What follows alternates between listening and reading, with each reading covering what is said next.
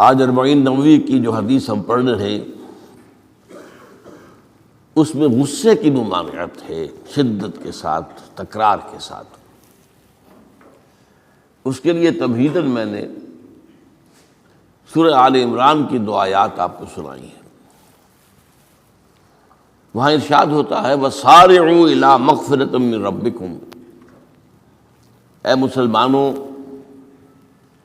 دوڑ لگا دو اور آگے سے آگے نکلنے کی کوشش کرو۔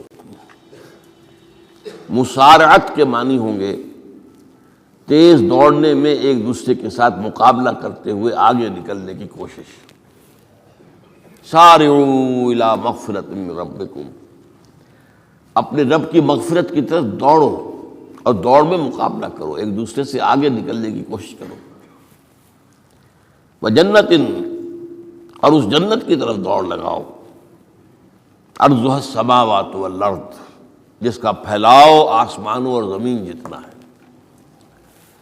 اعدت للمتقین، وہ تیار کی گئی ہے، سجائی گئی ہے، اسے پورے اہتمام کے ساتھ تیار کیا گیا ہے اہل تقویٰ کے لیے۔ ان اہل تقویٰ کے کچھ اوصاف کیا ہیں؟ الذین ينفقون فی السراء والضراء، وہ لوگ کہ جو خرچ کرتے ہیں، مراد ہے اللہ کی راہ میں، اور اللہ کی راہ میں خرچ کرنے کی 2 مدیں ہیں۔ اللہ کی رضا کے لیے اس کے بندوں میں سے جو محتاج ہوں، جن کو کوئی ضرورت لاحق ہو، ان کی مدد کرنا، یتیم ہوں، بیوائیں ہوں، مسکین ہوں، کوئی قرض تلے دب گئے ہوں، وہ سب کے سب اس میں آ جائیں گے۔ لہذا دوسری مد کیا ہے؟ وہ ہے اللہ کے دین کے لیے خرچ کرنا، دین کی تعلیم و تعلم کا کوئی نظام بنانا، پھر یہ کہ دین کو دوسروں تک پہنچانا، اس کے لیے سارے ذرائع جو بھی کسی زمانے میں ابلاغ کے موجود ہوں ان سب کو استعمال کرنا، اس کے لیے خرچ درکار ہے۔ بہرحال میں اس عرض کر رہا تھا کہ یہ 2 مدیں ہیں خرچ کرنے کی۔ الذین ينفقون فی السراء والضراء، مسرت کی حالت میں آدمی کے پاس کافی ہے، غنی ہے، تب خرچ کر رہا ہے تو ظاہر بات ہے اس حالت میں طبیعت پر اتنا بوجھ نہیں ہوتا خرچ کرنے میں، لیکن خود تنگی محسوس کر رہا ہو پھر خرچ کرے، یہ گویا کہ اس سے اگلا ایک قدم ہے۔ ضراء ہے، تکلیف کے اندر بھی ہو تو خرچ کرے۔ والکاظمین الغیظ، اور وہ لوگ جو اپنے غصے کو پی جانے والے ہوں۔ والعافین عن الناس، اور غصہ ظاہر بات ہے آتا ہے کسی شخص کی کسی غلطی پر، کسی خطا پر، یا وہ اس نے آپ کے ساتھ کوئی زیادتی کی ہے، تبھی تو غصہ آئے گا نا۔ لہذا غصے کو تو پی جاؤ اور لوگوں کو معاف کرو۔ والعافین عن الناس، یہ 2 کام در حقیقت ایک ہی کام کے 2 رخ ہیں کہ غصہ آیا ہے تو اسے پی جاؤ، اور جس شخص نے بھی تم پر زیادتی کی ہے، تمہارے خیال میں زیادتی کی ہے، ہو سکتا ہے وہ اپنی جگہ پر صحیح ہو، لیکن یہ کہ بہرحال تمہیں غصہ آیا ہے، اس غصے کو پی جاؤ اور اسے معاف کر دو۔ واللہ یحب المحسنین، اور ظاہر بات ہے کہ اللہ تعالیٰ کو تو ایسے محسنین ہی پسند ہے۔ اب یہاں بھی نوٹ کر لیجئے وہی درجہ احسان جو ہم پڑھ چکے ہیں بڑی تفصیل سے، حدیث جبرائیل کے حوالے سے گفتگو شروع ہوئی تھی، بعد میں پھر بھی مختلف مواقع پر گفتگو آتی رہی ہے، اور اگلی حدیث میں پھر آ رہی ہے احسان کسے کہتے ہیں۔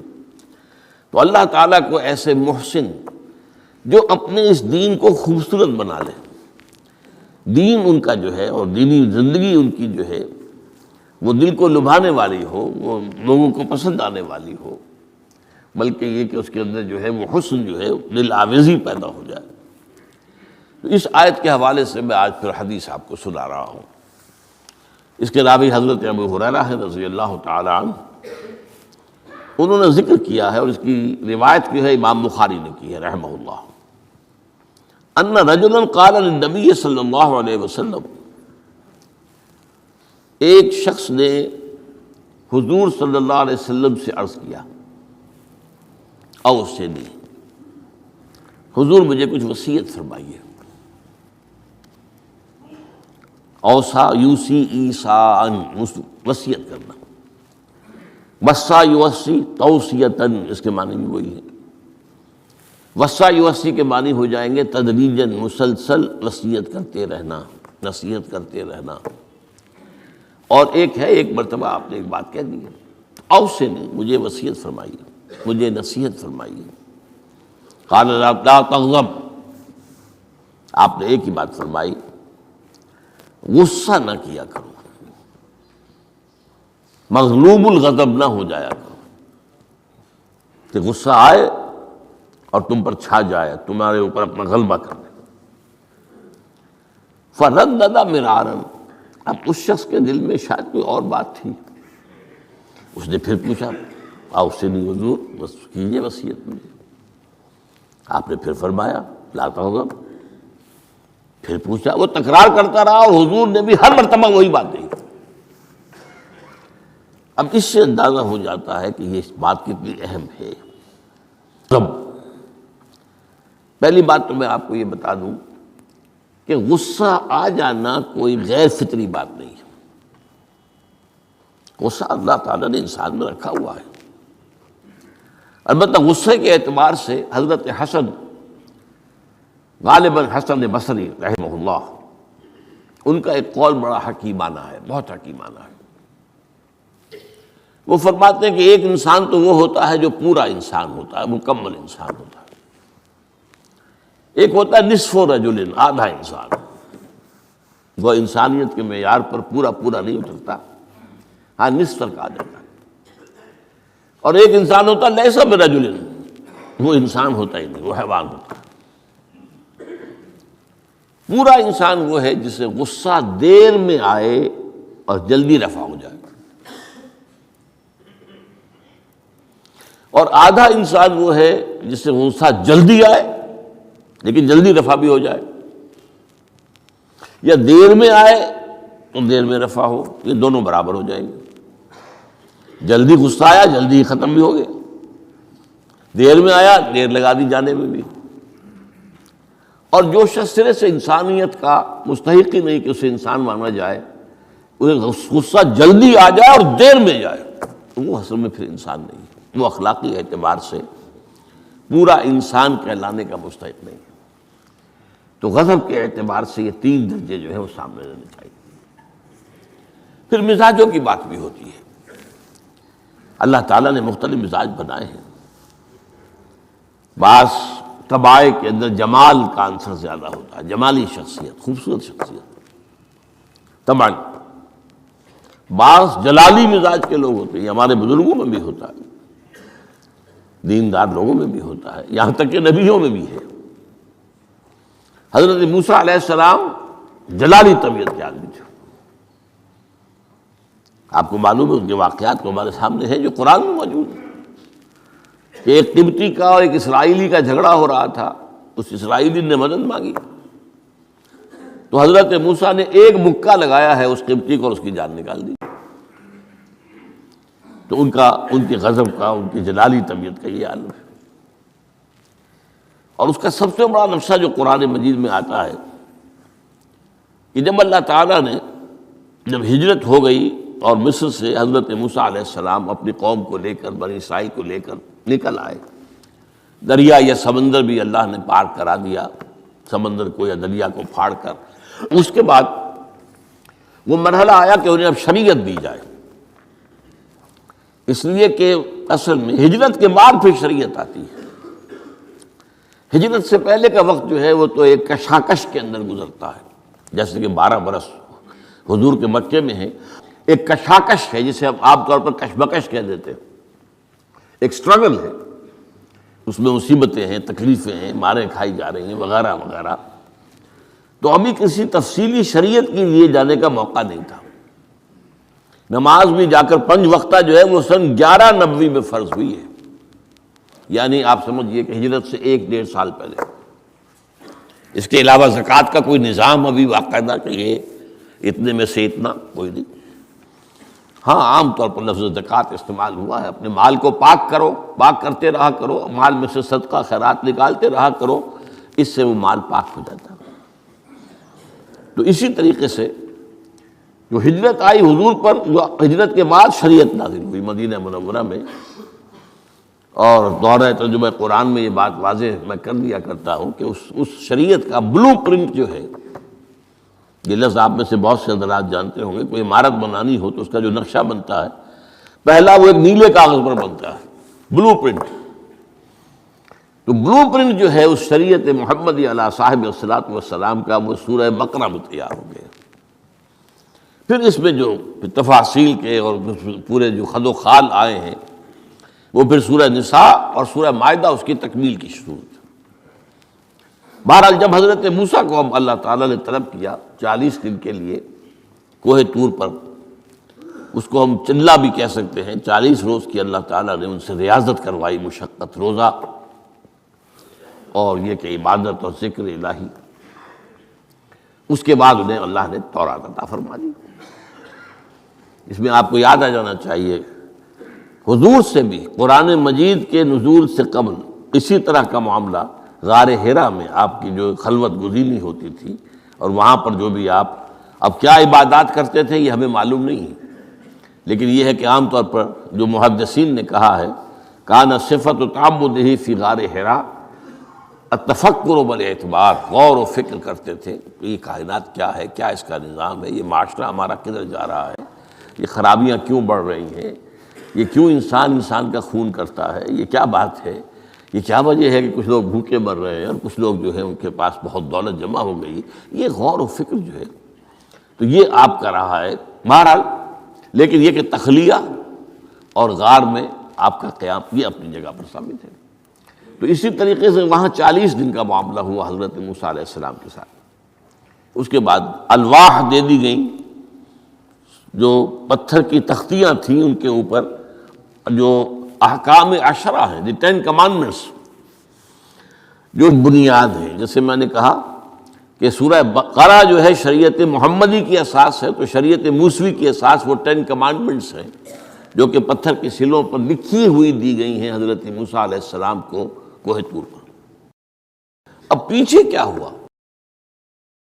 حضرت موسیٰ کی اس غیر حاضری میں سامری کو موقع مل گیا، اس نے گمراہ کرنے کے لیے ایک شعبدہ دکھایا، اور وہ شعبدہ کیا تھا؟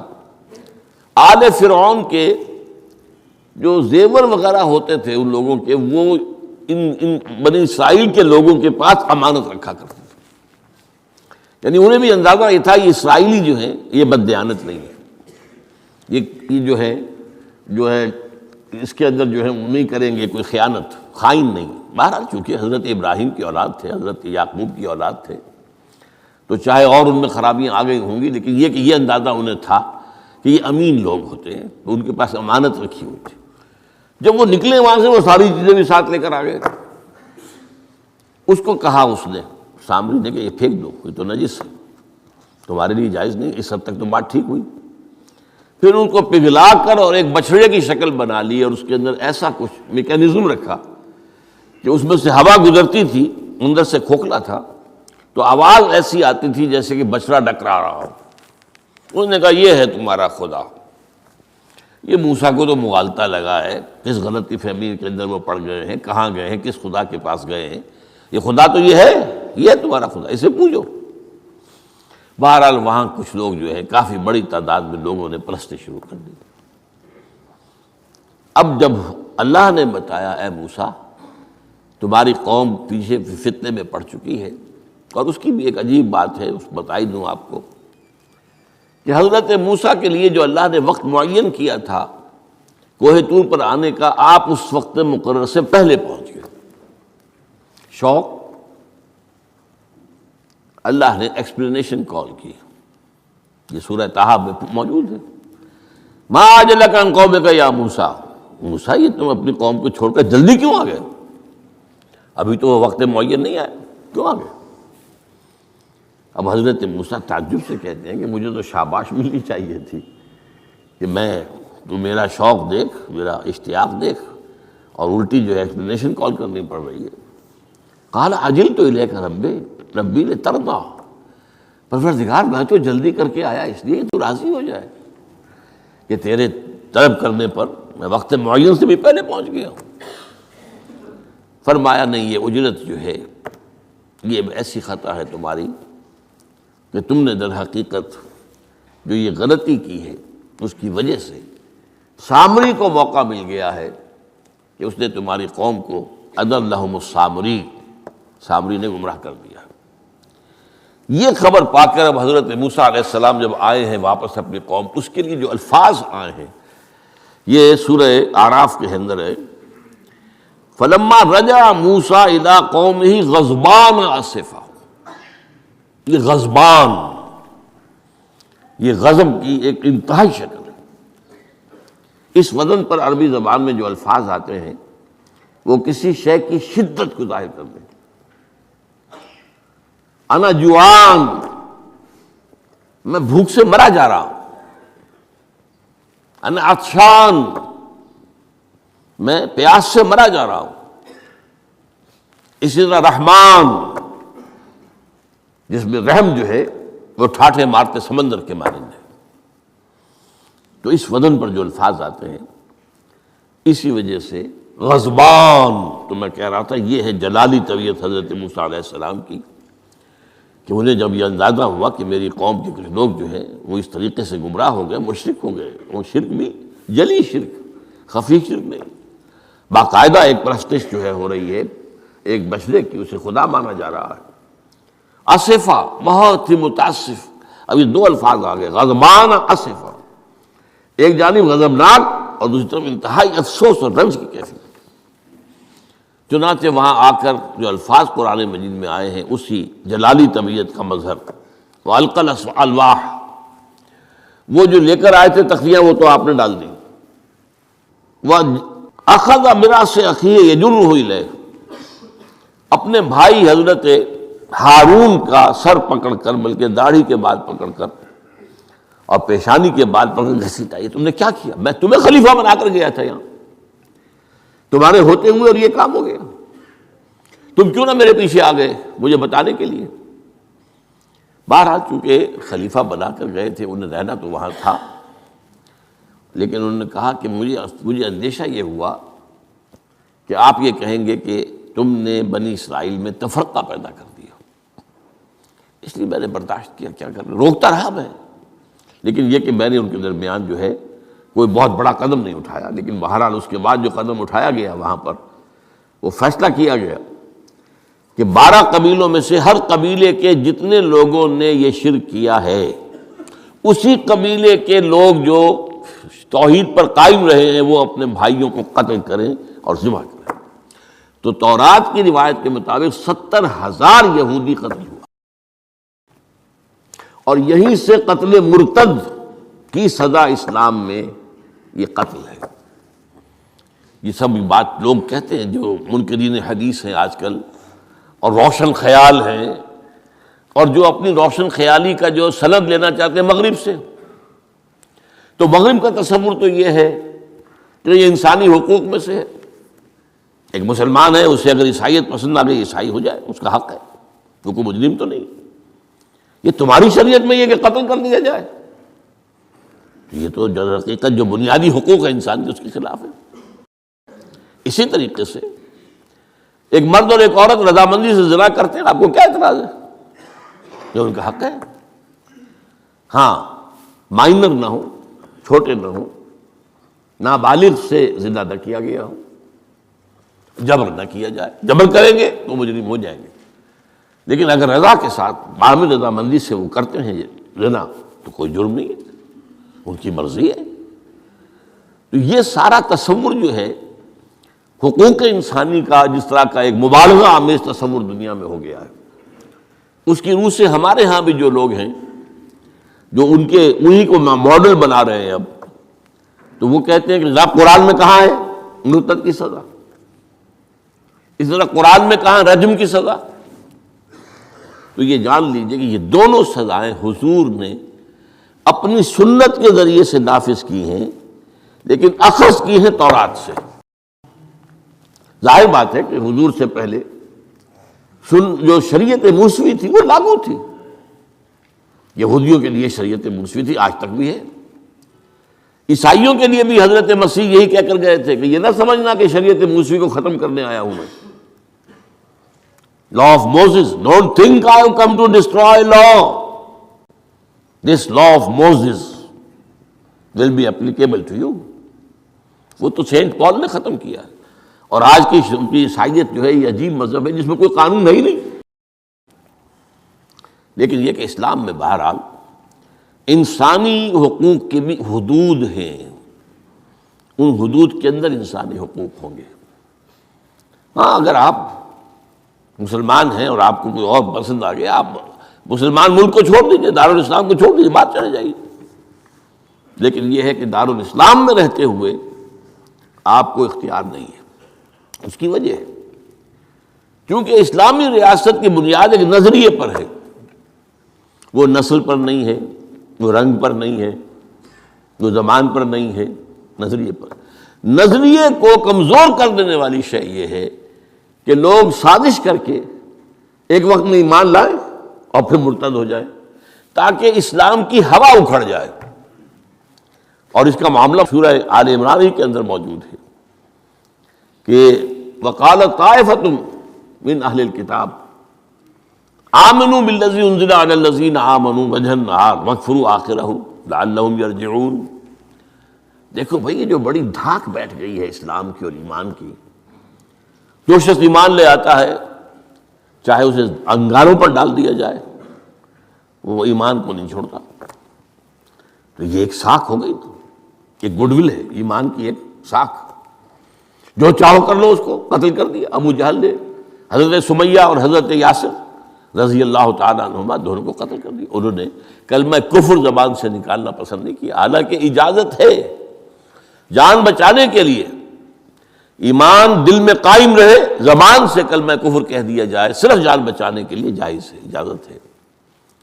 چنانچہ حضرت سمیہ اور حضرت یاسر کے بیٹے عمار نے جان بچانے کے لیے کلمہ کفر کہا اور پھر ان پر شدید پشیمانی طاری ہوئی.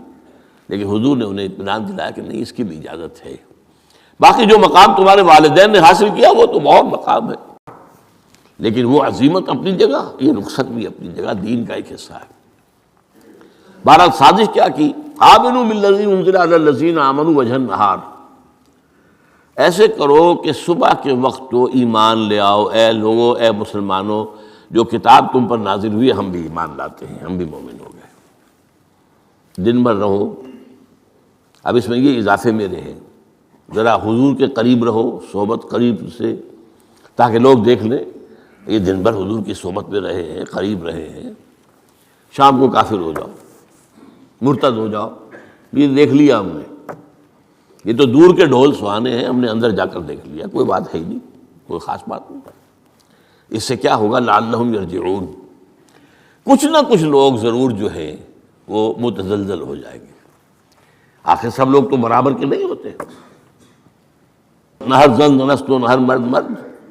کمزور ایمان والے لوگ بھی تو تھے نا آخر، اور ان سے بھی نیچے منافقین بھی موجود تھے. لیکن کمزور ایمان والوں کے دل کے اندر بھی خدشہ پیدا ہوا ہوگا، وسوسہ اندازی کا شیطان کو موقع مل گیا کہ بھائی کوئی بات دیکھی ہوگی نا، انہوں نے بڑے بھلے لوگ تھے، بڑے اچھے لوگ تھے، بڑی نیک نیتی سے ایمان لائے تھے، اور حضور کی صحبت میں اور محفل کے اندر بڑے مؤدب ہو کر بیٹھے رہے تھے، بڑی توجہ سے انہوں نے حضور کا کلام سنا تھا. تو آخر کوئی بات تو ہوگی نا جو دیکھی ہے انہوں نے، تبھی تو وہ جو ہے وہ اسلام کو چھوڑ کر چلے گئے. اس فتنے کا سد باب کرنے کے لیے قانون بنا ہے، جو اسلام لائے دیکھ بھال کر لائے. اس لیے کہ ظاہر بات ہے کہ یہ تو اب ایک وادی، اس کے اندر قدم رکھنا ہے جس میں مشکلات بھی آئیں گی، تکالیف بھی آئیں گی. لیکن یہ کہ بہرحال اس سے رجوع کرنے کا پھر حق نہیں ہوگا. اسلام اگر چھوڑو گے تو قتل کیے جاؤ گے. یہ کنڈم کرنا اس کو شریعت اسلامی کے خلاف بغاوت ہے. قرآن میں نہیں ہے، لیکن از روئے قرآن تورات پر بھی لفظ قرآن کا اطلاق ہوتا ہے. چنانچہ مکے کے کفار اور مشرکین کا ایک قول نقل ہوا ہے، قالوا لن نؤمن بهذا القرآن والذی بین یدیہ، انہوں نے کہا نہ تو ہم اس قرآن پر ایمان لائیں گے جو محمد پیش کر رہے ہیں، اور نہ اس قرآن پر جو ان سے پہلے ہے۔ تو تورات کو بھی ایک معنی میں قرآن کا لفظ جو ہے اس کا اطلاق ہوتا ہے۔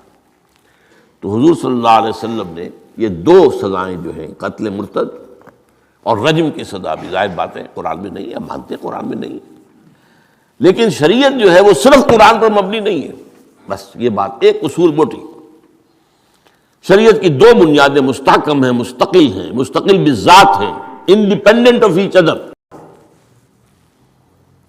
کتاب اللہ و سنت رسول صلی اللہ علیہ وسلم، اللہ کی کتاب اور اللہ کے رسول کی سنت، صرف قرآن نہیں ہے۔ یہ اہل قرآن جو بھی کہلاتے ہوں، جن کو منکرین حدیث کہنا چاہیے، جو یہ قرآن مجید کو ہی سمجھتے ہیں کہ بس یہی بہت کافی ہے، اس کی پھر تعبیریں جو کرتے ہیں، ان میں سے دو آدمی بھی نماز پر متفق نہیں۔ نماز کتنی ہوں گی، نماز ہے بھی کہ نہیں، صلاۃ کے معنی نماز ہے بھی کہ نہیں متفق نہیں، کیسے ہوں گے؟ تو سنت رسول سے معین ہوا ہے، صلو کما رأیتمونی اصلی، نماز پڑھو جیسے مجھے دیکھتے ہو میں نماز پڑھتا ہوں، سارا معاملہ تو اس سے ہے۔ تو بہرحال اس اعتبار سے یہ جو میں نے آپ کو حضرت موسیٰ علیہ السلام کا معاملہ بتایا، تو اس میں ایک بات قائم کرنا چاہتا ہوں آپ کے ذہن میں کہ غضب کب آتا ہے انسان کو، غصہ کب آتا ہے؟ کسی نہ کسی حمیت پر زد پڑتی ہے تو غصہ آتا ہے، یا تو حمیت ذات ہے، آپ نے محسوس کیا میری ذات کے اوپر جو ہے حملہ کیا گیا ہے، میری شہرت پر، میری عزت پر، لہذا غصہ ہے، یا یہ کہ میرے خاندان پر کوئی حرف لایا گیا ہے، بے حرمتی کی گئی ہے، یا میری قوم اور وطن پر، اور یا اللہ کے دین پر، تو اس میں حمیت دینی پر غصہ آنا یہ ظاہر بات ہے کہ مستثنیٰ ہو جائے گا ان غصوں سے جو حمیت ذاتی پر آیا ہے، یا حمیت عائلی پر آیا ہے، یا حمیت قومی و وطنی پر آیا ہے۔ لیکن یہ کہ اللہ کے دین کے معاملے میں غضبناک ہو جانا، اس میں ظاہر بات ہے کہ فرق پڑ جائے گا بنیادی طور پر۔ تو حضرت موسیٰ کا غصہ جو آیا ہے وہ اس پر آیا ہے کہ میری قوم، یہ وہ لوگ جنہوں نے 9 جو ہے معجزے وہ تو مصر کے اندر رہتے ہوئے دیکھے، وَلَقَدْ آتَيْنَا مُوسَىٰ 9 آیات بینات، سورہ بنی اسرائیل میں ہے، 9 معجزے، شروع میں 2 تھے پھر آتے چلے گئے، اور پھر اتنے بڑے بڑے معجزے دیکھے۔ سب سے بڑا معجزہ سمندر کا پھٹ جانا، اور اسی صحرائے سینا کے اندر اس پڑاؤ جو ڈالا ہے کوہ طور پر، اس سے پہلے من و سلویٰ کا نزول ہوا ہوگا، ایک چٹان سے 12 جو ہے چشمے بھی پھوٹے ہیں، یہ سب کچھ دیکھا، تب حال یہ ہے اس کا۔ تو اس پر غصے کا آنا، غضبناک ہو جانا، یہ گویا کہ بالکل معقول ہے، قرین قیاس ہے۔ اس میں بھی ایک اور مثال ہے اللہ کے رسولوں میں سے، انہیں بھی حمیت دینی پر غضبناک ہوئے اور انہیں غصہ آیا شدید، وہ حضرت یونس علیہ السلام تھے۔ وَظَنُّونَ إِذْ ذَهَبَ مُغَاضِبًا وَظَنَّ أَن لَّن نَّقْدِرَ عَلَيْهِ، نینوا ایک شہر ہوتا تھا عراق کے شمال کے اندر، وہاں یہ بھیجے گئے تھے رسول بنا کر، انہوں نے دعوت دی، جو بھی تلقین، نصیحت، تبلیغ، حق ادا کر دیا، قوم ایمان نہیں لائی، کفر پر اڑی رہی۔ اس کے بعد یہ غضبناک ہو کر، اب یہ غضب جو ہے یہ دین کا غضب ہے، اپنی قوم کو چھوڑ کر چل دیے، لیکن یہاں ایک خطا ہو گئی ان سے۔ حضرت موسیٰ سے خطا کیا ہوئی تھی کہ وقت معین سے پہلے پہنچ گئے، فَإِنَّا قَدْ فَتَنَّا قَوْمَكَ مِن بَعْدِكَ، اس کی سزا مل گئی۔ یہاں غلطی کیا ہوئی کہ رسول جو قوم کی طرف بھیج دیا جائے، جس قوم کی طرف یا جس شہر کی طرف یا جس علاقے کی طرف، جب تک ایکسپریس پرمیشن اللہ کی نہ آ جائے رسول جگہ چھوڑ کر نہیں جا سکتا۔ یہاں یہ ہے کہ وہ اتنے غضبناک ہو گئے کہ یہ بات جو ہے یہ ذہن کے سامنے نہ رہی اور آپ اپنی قوم سے ناراض ہو کر، یہ بدبخت قوم جو ہے اب یہ تو ہلاک ہو کر ہی رہے گی، تو یہ چھوڑ کر چلے گئے، یہ غلطی ہوئی۔ چنانچہ آپ کو یاد بھی آ گیا ہوگا کہ جب ہجرت مدینہ کی اجازت آ گئی ہے اللہ کی طرف سے عام صحابہ کے لیے، تو آپ نے کہہ دیا چلے جاؤ مدینے جاؤ، آپ خود نہیں گئے، جب تک کہ ایکسپریس پرمیشن، واضح طور پر، معین طور پر آپ کے لیے اجازت نہیں آ گئی، اس وقت تک آپ نے مکے سے سفر نہیں کیا۔ حضرت، یہ واقعہ سیرت کا مشہور واقعہ ہے، حضرت ابوبکر صدیق رضی اللہ تعالیٰ عنہ نے 2 اونٹنیاں تیار کی تھی کہ لمبا سفر ہے اور تیز جانا ہوگا، ہم جب جائیں گے تو ظاہر بات ہے پیچھا کیا جائے گا، تعاقب ہوگا، تو اچھی فربا اونٹنیاں ہوں، تو انہیں خوب کھلا پلا کر تیار کیا تھا اور حضور کو بتایا نہیں تھا۔ اب منتظر تھے، حضور کیا اجازت آ گئی؟ نہیں ابھی نہیں آئی۔ پھر پوچھا اجازت آئی؟ حضور نہیں آئی۔ اب حضرت عائشہ فرماتی ہیں، اور نکاح میں آ چکی تھی حضور کے، لیکن تھی ظاہر بات ہے کہ 6 سال کی عمر میں نکاح ہو گیا تھا، 9 سال کی عمر میں وداعی ہوئی ہے بعد میں مدینے میں جا کے۔ تو ان کی روایت ہے کہ ہم نے دیکھا کہ دوپہر کے وقت حضور چلے آ رہے، تشریف لا رہے۔ اب یہ بات بڑی غیر معمولی تھی، عرب میں یہ جو وقت ہے قیلولے کا، ظہر اور عصر کے درمیان، اس میں بازار بھی بند ہو جاتے ہیں، آفیسز بند ہو جاتے ہیں، اور یہ کہ کسی کے گھر آنا جانا، اللہ یہ کہ آپ کو کھانے پر بلایا ہو دوپہر کے بعد دوسری ہے، ایک آنا جانا نہیں ہوتا، وزٹ نہیں ہوتی۔ تو بڑے حیران ہوئے ہم، تو حضور نے اپنا ذرا چہرہ وغیرہ چھپایا ہوا بھی ہے اپنے رومال میں، تشریف لائے اور آ کر کہا کہ میں اندر آنا چاہتا ہوں۔ حضرت ابو بکر تشریف لائیے، یہ تو آپ کی، اب ظاہر بات ہے حضرت عائشہ سے نکاح تو ہو چکا تھا، وہ تو اب محرم تھی، یہاں کوئی نامحرم نہیں ہے، آپ آئیے۔ آ کر آپ نے کہا کہ ابو بکر اجازت آ گئی ہے۔ اب حضرت ابو بکر کی خوشی کا ٹھکانہ نہیں تھا، دل میں سوچتے تھے کہ اب مجھے شاباش ملے گی۔ عرض کیا حضور میں نے 2 اونٹنیاں تیار کر رکھی ہیں، خوب کھلا پلا کر فربا کیا ہے، تیار کیا ہے۔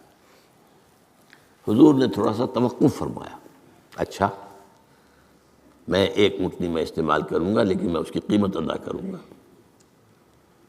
حضرت ابوبکر رو پڑے کہ حضور کیا مجھ سے بھی مغایرت ہے؟ میں نے اپنے جان و مال میں سے کون سی چیز آپ سے بچا کر رکھی؟ سارا مال آپ پر خرچ کر چکا ہوں۔ آپ نے اشارہ کیا حضرت عائشہ کے بارے میں، تو ایک مرتبہ پوچھا ہے کہ وہ تو آپ کی بھتیجی ہے، کیسے آپ کے کا نکاح ہوگا؟ کہ وہ دینی معاملہ ہوتا ہے، تم میرے دینی بھائی ہو، یہ کوئی سلبی بھائی تو نہیں ہو۔ بس اتنا کہنے کی دیر تھی، بیٹی پیش کر دی۔ تو میں نے اپنی کون سی چیز کو آپ سے بچا کر رکھا؟ یہ ان کے الفاظ نہیں ہے، یہ میں ان کے جذبات کی تعبیر اپنے الفاظ میں کر رہا ہوں، لیکن یہ واقعہ میں آتا ہے کہ رو پڑے۔ تو بہرحال یہ جب تک ایکسپریس پرمیشن نہیں آتی اس وقت تک رسول نہیں جا سکتا۔ حضرت یونس چھوڑ کر چل دیے، وَظَنُّونِ الذَّهَبَ مُغَاضِبًا، مغاضب وہی غضبناک، تو اس کو اللہ تعالیٰ نے پکڑا، اس لیے کہ یہ غلطی ایسی تھی کہ جس کے اوپر پکڑ ہونی۔ یہ تو کار رسالت کے اندر جو اس کی شرائط ہیں ان میں سے ایک شرط کے اندر کمی ہوئی ہے، لہذا پھر وہ آپ کو معلوم ہے کہ وہ مچھلی کے پیٹ میں گئے اور وہاں انہوں نے جو ہے لا الہ الا انت سبحانک انی کنت من الظالمین، تو آپ نے جو بھی وہ استغفار کیا ہے اللہ سے، پھر اللہ نے معاف کیا۔ پھر اس مچھلی نے، ویل مچھلی کوئی ہوگی جو شط العرب میں معلوم ہوتا ہے، شط العرب میں اس نے نگلا ہے، اور شط العرب یہ دونوں دریا جو ہیں فرات اور دجلہ جب عراق کے جنوب میں آ کر ایک ہو جاتے ہیں تو وہ تو گویا کہ ایک بڑا سا چھوٹا سا سمندر بن جاتا ہے، اتنا بڑا وہ شط العرب کہلاتا ہے۔ اس سے ہو کر پھر گلف میں آئے، اور گلف سے ہو کر کہیں مکران کے ساحل پر آ کر اگلا ہے اللہ کے حکم سے اس مچھلی نے حضرت علیہ السلام کو۔ اس پر ایک تحقیقی مضمون میثاق میں ایک زمانے میں شائع ہوا تھا، میں اب اس کی تفصیل میں نہیں جا سکتا، کہ اس علاقے میں حضرت یونس علیہ السلام کو اور پھر وہ اس کے ساحل پر پڑے رہے، تو معلوم ہوا کہ یہاں پر غضبناک ہو جانا اگرچہ تھا حمیت دینی کی وجہ سے، لیکن وہاں بھی جو بنیاد ہے دین کی اور جو اس کے جو شرائط ہیں ان میں سے کسی کو کراس کرنے کی اجازت نہیں ہے۔ اس میں سے اگر کسی رسول سے بھی ہوا ہے تو پھر یہ کہ اللہ تعالیٰ کی طرف سے گرفت ہوئی ہے۔ اور یہاں یہ نوٹ کرا دوں میں آپ کو، ہم جو مبالغے آمیزی کیا کرتے ہیں نعتوں کے اندر، اور آج کل انتہا ہوئی ہے ٹی وی کے اوپر، بعض چینلز کے اوپر نعتوں ہی نعتیں، نعتیں ہی نعتیں، نعتیں ہی نعتیں، پھر ان کے اندر جو مبالغے ہوتے ہیں۔ حضور نے فرمایا ہے مجھے یونس ابن متہ پر بھی فضیلت مت دو۔ اب یونس ابن متہ وہ ہیں واحد رسول جن سے کچھ خطا ہوئی ہے اور جس پر سزا ہوئی ہے، باقی اور رسولوں میں سے کسی کے ساتھ ایسی بات ثابت نہیں۔ خطا ہوئی ہے حضرت موسیٰ سے بھی، ما عجلک عن قومک یا موسیٰ، لیکن خطا جو ہے اس کی کوئی سزا حضرت موسیٰ کو نہیں ملی۔ واحد رسول ہیں حضرت یونس علیہ الصلوۃ والسلام، الا قوم یونس، اور اس کا جو فائدہ پہنچا ہے، یہ جو آج کی جدید اکاؤنٹنگ ہے، debit and credit, Hare debit کے اگینسٹ کوئی انٹری برابر کی جو ہے کریڈٹ کی ہوگی، ہر کریڈٹ کے اگینسٹ ڈیبٹ کی ہوگی۔ یہ جو ڈیبٹ ہوا حضرت یونس کے خلاف، یہ کریڈٹ بن گیا قوم کے خلاف، قوم کے حق میں، کہ عذاب کے آثار شروع ہو گئے، جس کے بعد کہ کسی قوم کے لیے دروازہ بند ہو جاتا ہے توبہ کا، جیسا کسی فرد کے لیے جب موت کے آثار شروع ہو جائیں اب توبہ کا دروازہ بند ہے۔ تو جب وہ عذاب کے آثار شروع ہو گئے، وہ قوم کو یاد آ گیا کہ یہ بات وہی ہو گئی جو یونس کہا کرتا تھا علیہ الصلوۃ والسلام۔ گھروں سے نکلے آئے، پوری قوم باہر آ گئی اور چیخ چیخ کر، رو رو کر، گڑ گڑا کر اللہ سے معافیاں مانگی، دعائیں کی، تو اللہ نے ان پر سے عذاب ٹال دیا۔ تو سورہ یونس میں اس کے بیان کیا گیا ہے کہ عذاب الہی کے جب شروع ہو جائیں آثار، پھر وہ ٹل نہیں سکتا الا قوم یونس۔ یہ صرف ایک ہی مرتبہ ہوا ہے، استثناء ہے واحد، حضرت یونس علیہ السلام کی قوم۔ اب آخری نقطہ میں آپ کو بتا رہا ہوں، اس حدیث میں ایک بات بڑی اہم ہے، یہ جو آپ نے فرمایا لا تغضب لا تغضب لا تغضب لا تغضب، محسوس ایسا ہوتا ہے کہ یہ در حقیقت ہے شخصی تشخیص اور علاج۔ جو روحانی معالج ہوتے ہیں، ظاہر بات ہے کہ رسول یزکیہم، روحانی معالج سے تزکیہ کرتے ہیں۔ اسی طرح ہمارے ہاں صوفیہ جو ہیں، جنہوں نے اپنا تزکیہ کرایا ہوتا ہے کسی بزرگ سے، وہ پھر دوسروں کا تزکیہ کرتے ہیں۔ یہ ایک سلسلہ ہے جو چل رہا ہے۔ تو اس میں یہ ہے کہ اس تزکیے کے اندر پی پی کال، مطلب یہ نہیں کہ ایک ہی بات سب کو بتائی جا رہی ہے۔ ایسے بھی اذکار اور اوراد ہیں جو حضور نے سب کو بتائے۔ ہر نماز کے بعد بعض اذکار ہیں، اللہم اعنا علی ذکرک و شکرک و حسن عبادتک، ایک وہ ہے اللہ تعالیٰ کی حضور کی طرف سے کہ یہ پڑھا کرو، آپ پڑھا کرتے تھے، یہ سب کے لیے۔ لیکن ایک ہے پرسنل، اس لیے کہ اس روحانی معالج کا کے اندر یہ صلاحیت ہونی چاہیے کہ وہ اشخاص کے اندر جو ذاتی، اب کسی کے اندر کوئی مرض ہے، کسی میں کوئی مرض ہے، کسی کے اندر دولت کی محبت زیادہ ہے، کسی کے اندر غصہ جو ہے وہ بہت تیز ہے، کسی کے اوپر شہوت کا غلبہ بہت زیادہ ہے، تو وہ جو کال ہے وہ ہوگی پرسنل کال۔ یہ گویا کہ ایک پرسنل پرسکرپشن ہے اس شخص کے لیے کہ معلوم ہوتا ہے کہ اس کے اندر یہ غضب کا اور غصے کا معاملہ جو ہے وہ ضرورت سے زائد تھا، لہذا اسے حضور نے تکرار کے ساتھ اسی کا مشورہ دیا، اسی کی وصیت فرمائی۔ سبحانک اللہم و بحمدک لا الہ الا انت سبحانک انی کنت من الظالمین۔